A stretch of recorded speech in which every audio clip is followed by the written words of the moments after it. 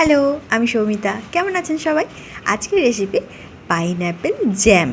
বাজারে কিন্তু বেশ কম দামে পাইনঅ্যাপেল এখন বিক্রি হচ্ছে, আর বাচ্চাদের তো ভীষণ পছন্দের। বাচ্চা বললে ভুল হবে, বড়দেরও কিন্তু ভালোই লাগে।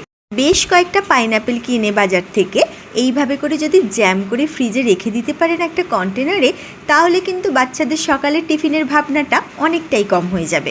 কিছুই না, পাইনঅ্যাপেলটা সুন্দরভাবে কেটে নেবেন, তারপরে ছোট ছোট পিস করে নেবেন পাইনঅ্যাপেলগুলোকে। একটা কড়াইতে সাদা তেল দিয়ে তার মধ্যে পাইনঅ্যাপেল দিয়ে একটু লবণ দিয়ে খানিকক্ষণ নাড়াচাড়া করতে হবে।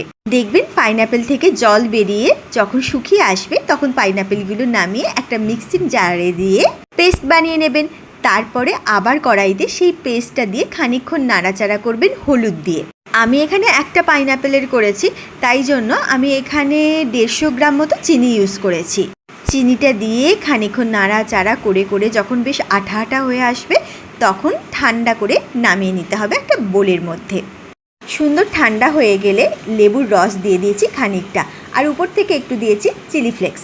রেডি আপনার পাইনঅ্যাপেল জ্যাম, বা পাইনঅ্যাপেলের চাটনিও বলতে পারেন। আমি তো এটা ব্রেড কেন, ভাত দিয়ে রুটি দিয়ে সব দিয়েই খাই।